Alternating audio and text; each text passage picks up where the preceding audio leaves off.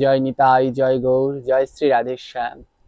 সমবেত গৌর ভক্তবৃন্দগণ, সর্বপ্রথম এই অধম বৈষ্ণব দাস অনুদাস গৌর গোবিন্দ দাস আমি আমার হৃদয়ের মানস কমল থেকে আপনাদের সকলের রাতুল চরণে অনন্ত কোটি দণ্ডবৎ প্রণাম জ্ঞাপন করছি।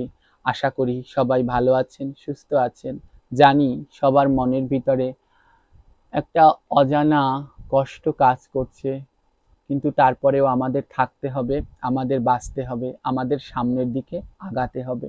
ধৈর্য ধরুন, সবাইকে আমি বলবো ধৈর্য ধরুন। আঁধারের পরে আলো অবশ্যই আসবে, আর আঁধার যেতে একটু সময় লাগে। হ্যাঁ, আলোটা খুব কম সময় চলে যায়, কিন্তু অন্ধকারটা অনেক সময় ধরে থাকে। কিন্তু জানি সমান সমান, তারপরেও যেন অন্ধকারটা বেশি থাকে। তো সব অন্ধকার কেটে যাবে, একটু ধৈর্য ধরুন সবাই। তো আজকে যে উদ্দেশ্যে আমি এই ভিডিওটি করেছি, আমার অনেক ভক্তরা ফোন করেছে সবাই জানবার জন্য রাধা অষ্টমী। হ্যাঁ, আপনারা সবাই জানেন যে আসছে 25শে ভাদ্র, 11ই সেপ্টেম্বর 2024 রোজ বুধবার পরমেশ্বরী শ্রীমতী করুণাময়ী রাধা ঠাকুরানীর শুভ আবির্ভাব তিথি। ভাদ্র মাসের শুক্লপক্ষের অষ্টমী তিথিতে শ্রীমতী রাধা ঠাকুরানী এই কলিহত জীবদের অপার করুণা কৃপা করবার জন্য এই ধরাধামে আবির্ভূত হয়েছেন।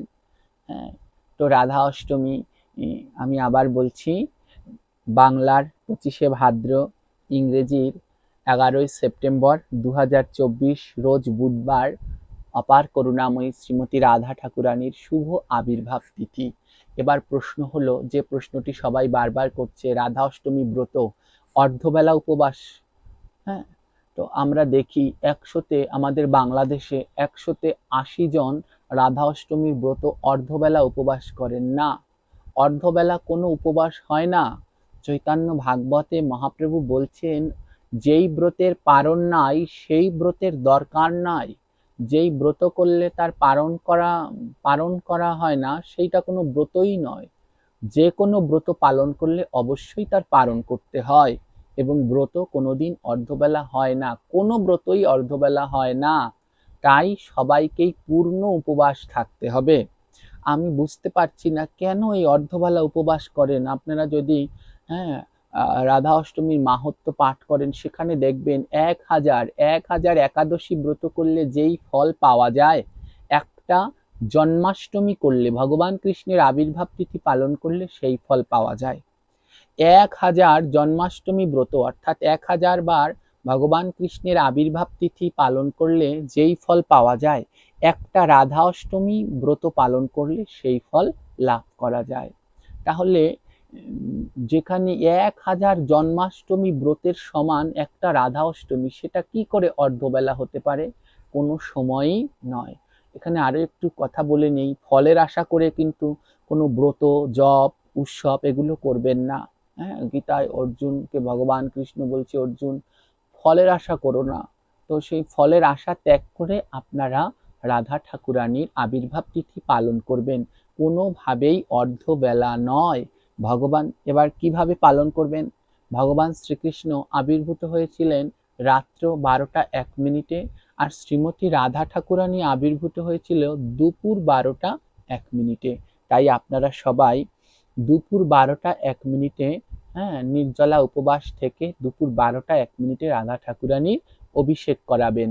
দুধ, দধি, ঘি, মধু, শর্করা, শর্করা মানে চিনি, এবং সাথে বিভিন্ন ফলের রস, কাঁচা হলুদ, সুগন্ধি তেল, সুগন্ধি অগরু সেন্ট, এরকম ফুল, এসব দিয়ে রাধা ঠাকুরানীকে দুপুর 12টা 1 মিনিটে অভিষেক করাবেন। অভিষেক অন্তে যারা অসামর্থ্য, সারাদিন নির্জলা উপবাস পালন করতে পারছেন না, তারা কি করবেন? অভিষেক অন্তে চরণামৃত গ্রহণ করে অনুকল্প, যেন অসুস্থ হয়ে না পড়েন তার জন্য অনুকল্প ফল প্রসাদ গ্রহণ করবেন। অন্য কোনো কিছু নয়। অন্ন, পঞ্চশস্য দিয়ে তৈরি করা পিঠা, পুলি, এগুলো কোনো কিছু গ্রহণ করা যাবে না, তাহলে কিন্তু কোনো ব্রত হবে না। হ্যাঁ, আমি আবারও বলছি, যারা না পারবেন তারা অভিষেকের পর চরণামৃত গ্রহণ করে অনুকল্প ফল প্রসাদ, কোনো ধরনের পিঠা, পুলি, অন্ন এগুলো গ্রহণ করা যাবে না। এবার প্রশ্ন করতে পারেন, বাবা তাহলে কি পিঠাপুলি দেয়া যাবে? হ্যাঁ, পিঠাপুলি আপনারা অন্নভোগ চাইলেও দিতে পারেন, কারণ ভগবানের তো আর কোনো উপবাস নেই। তো আপনারা দিতে পারেন, কিন্তু সেইগুলো গ্রহণ করা যাবে না। পরদিন পারণ, অর্থাৎ বৃহস্পতিবার দিনকে পারণ 5টা 54 থেকে 10টার মধ্যে বৃহস্পতিবার পারণ। আমি আবার বলছি 5টা 54 থেকে 10টার মধ্যে রাধা অষ্টমীর পারণ বৃহস্পতিবার দিনকে, অর্থাৎ 12ই সেপ্টেম্বর। সেই পারণের সময় আপনারা এই পঞ্চশস্য দিয়ে ব্রতের পারণ করবেন।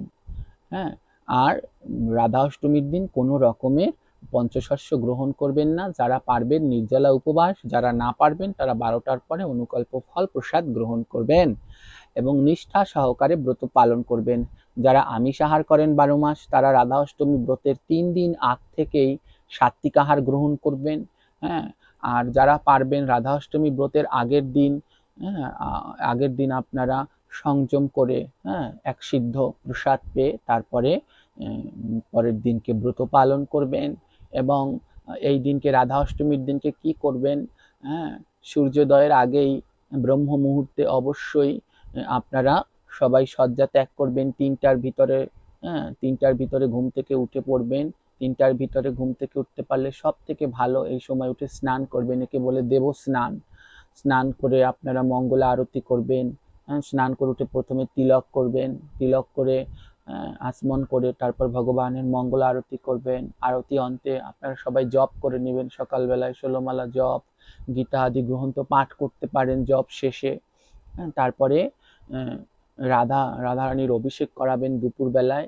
অভিষেক অন্তে রাধারানীর অষ্টোত্তর শতনাম আছে, আপনারা এটা নেটে ইউটিউবে গুগলের সার্চ দিলেই পেয়ে যাবেন। সেই 108টি নাম, রাধারানীর অপার করুণাময় 108টি নাম আপনারা পাঠ করবেন। হ্যাঁ, পাঠ করার পরে তুলসী পত্র দান করবেন। রাধারানীর খুব প্রিয় হচ্ছে তুলসী মঞ্জরি, তাকে তুলসী দল, তুলসী মঞ্জরি এগুলো অর্পণ করতে পারেন। অনেকে বলে রাধারানীর চরণে তুলসী পাতা দেয়া যায় না, এটাও একটি ভুল সিদ্ধান্ত। সমস্ত ব্রজধামে রাধারানীর চরণে তুলসী পত্র অর্পণ করে। এই সম্বন্ধে গোবিন্দ বল্লভ শাস্ত্রীজি, হ্যাঁ, খুব সুন্দর সিদ্ধান্ত দিয়েছেন, তার পাঠে বলেছেন, আপনারা শুনবেন বেশি বেশি করে পাঠ। তো আপনারা সবাই চাইলে রাধারানীর চরণে তুলসী পত্র অর্পণ করতে পারেন। যাদের মনের ভিতরে সংকোচ আছে তারা দিবেন না, তারা রাধারানীর নাম করে ভগবান শ্রীকৃষ্ণের চরণে 108টি তুলসী পত্র অর্পণ করবেন এবং রাধারানীর 108টি নাম পাঠ করবেন। হ্যাঁ, আর এইভাবেই আপনারা রাধা অষ্টমী ব্রত পালন করবেন এদিন বেশিভাবে। হ্যাঁ, যত ধরনের যেগুলো আছে আমরা টিভি, তারপর গেমস, এইসব এগুলো এদিনকে না দেখে, হ্যাঁ, গেমস না খেলে, টিভি না দেখে আমরা এদিনকে যেন বেশি বেশি গীতা শাস্ত্র গ্রন্থ পাঠ করি, জপ করি, কীর্তন করি এবং এইভাবে ব্রত পালন করে পরের দিনকে বৃহস্পতিবার 12ই সেপ্টেম্বরে আমরা ব্রতের পালন করব 5টা 54 থেকে 10টার মধ্যে। এই সময় ব্রত পালন করে আমরা ব্রত সমাপন করব। এইভাবে আপনারা রাধা অষ্টমী ব্রত পালন করবেন। আবারও বলছি, অর্ধবেলা উপবাস নয়। যারা অসামর্থ্য, যারা অসুস্থ তারা করবে অর্ধবেলা, কিন্তু তাও পঞ্চশস্য গ্রহণ করে নয়, অনুকল্প ফল প্রসাদ গ্রহণ করে বা একাদশীর মতো সবজি রান্না করেও পেতে পারেন। কিন্তু কোনোভাবেই অন্ন ব্যঞ্জন পিঠা পুলি এইগুলো রাধা অষ্টমীর দিন পাওয়া যাবে না। তো আর আমি কথা বাড়াবো না, এখানেই আমি আমার এই ভিডিওটি শেষ করতে চলেছি। আর আমাদের নতুন একটি ইউটিউব চ্যানেল আছে, ওটার নাম হচ্ছে গৌর গোবিন্দ দাস। অনেকেই এই চ্যানেলের ভিডিওগুলো দেখেন কিন্তু চ্যানেলটি সাবস্ক্রাইব করেননি। আপনাদের সকলের কাছে অনুরোধ করছি এই চ্যানেলটি সবাই সাবস্ক্রাইব করে দিন। আমাদের বেশিরভাগ ভিডিও এই চ্যানেলেই দেয়া হয়, যাতে আপনারা সাবস্ক্রাইব করলে সঙ্গে সঙ্গেই ভিডিওগুলো আপনাদের ফোনে পৌঁছে যাবে।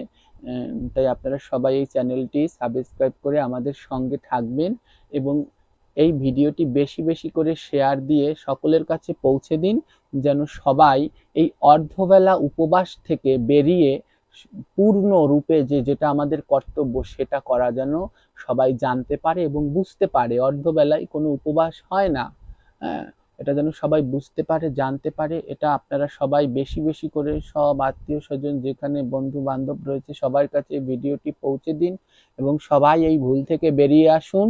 অর্ধবেলা কোনো উপবাস নয়। আর রাধা অষ্টমী ব্রত এ তো কোনোদিন প্রশ্নই ওঠে না অর্ধবেলা উপবাসের। হ্যাঁ, তাই সবাই মিলে আসুন আমাদের সনাতন ধর্মের প্রকৃত নিয়মগুলো আমরা পালন করি এবং সবাই মিলে একসাথে সুন্দরভাবে, যেন একজনের জন্য এই মত, আরেকজনের জন্য এই নিয়ম, আরেকজনের জন্য এই নিয়ম, এইগুলো না হয়ে সবাই যেন আমরা এক নিয়মে, যেগুলো আমাদের শাস্ত্রে বলা আছে সেই নিয়মেই যেন আমরা চলতে পারি। তো আপনারা ভালো থাকবেন, আমাদের সাথে থাকবেন এবং এই ভিডিওটি বেশি বেশি করে শেয়ার দিয়ে সকলের কাছে পৌঁছে দেবেন। আমি আবার বলছি, আমাদের নতুন ইউটিউব চ্যানেল গৌর গোবিন্দ দাস, এই চ্যানেলটি সবাই সাবস্ক্রাইব করে দেবেন। ভালো থাকবেন। রাধে রাধে।